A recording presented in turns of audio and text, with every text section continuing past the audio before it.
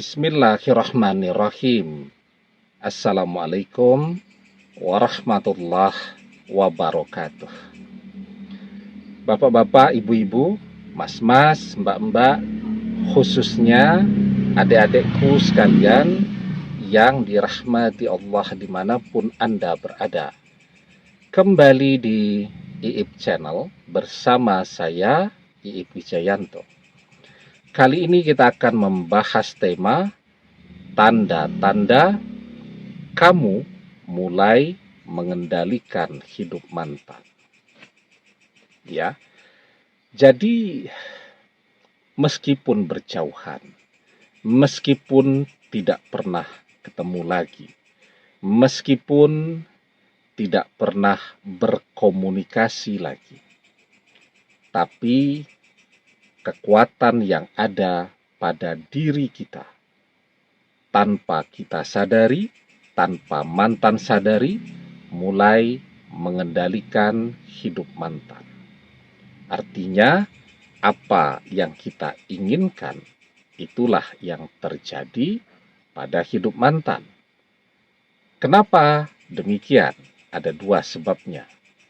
Tapi sebelum kita bahas kedua sebab ini ya, mesti banyak nih yang penasaran ya, karena akan menarik sekali tuh kalau kita bisa mengendalikan hidup mantan. Jangan lupa yang baru menemukan channel ini untuk memencet tombol subscribe dan menyalakan lonceng notifikasi agar Anda selalu mendapatkan pemberitahuan video-video terbaru dari channel kesayangan kita ini. Dengan subscribe, doa-doa kita selalu terhubung sehingga kita selalu bisa berdoa bersama-sama ya. Dan jangan lupa subscribe itu gratis ya. Nah, yang pertama sebabnya, kita kan biarpun semua orang menasehatkan atau menasehati kita, lupakan mantan, tapi kita tidak bisa.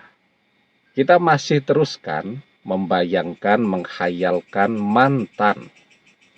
Nah, maka saya bilang ya, daripada apa yang kita bayangkan itu sia-sia, sekarang bayangkan sesuatu yang indah, yang baik, yang akan terjadi pada kehidupan kita dan mantan di masa yang akan datang. Contoh nih ya, kita membayangkan mantan kembali kepada kita. Tapi kan sebelum dia kembali kepada kita, dia kan harus berpisah dulu dengan orang ketiga. Ya, maka kita bayangkan itu. Misal kita membayangkan nih, mantan berpisah dengan orang ketiga.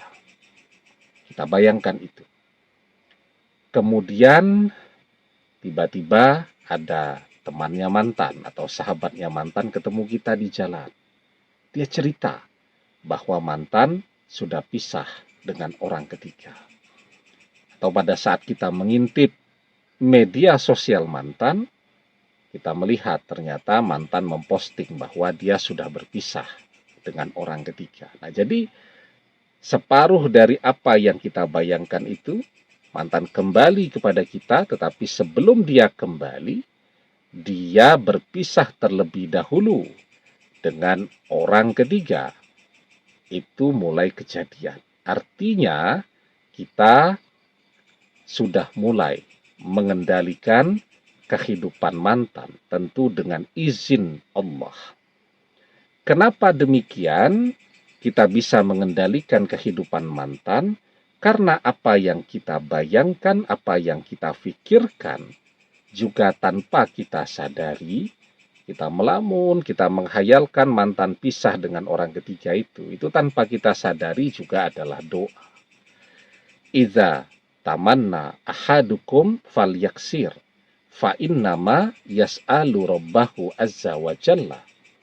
Ketika salah seorang di antara kalian berangan-angan, maka perbanyaklah, karena sesungguhnya dia sedang meminta kepada Robnya, Allah Azza wa Jalla.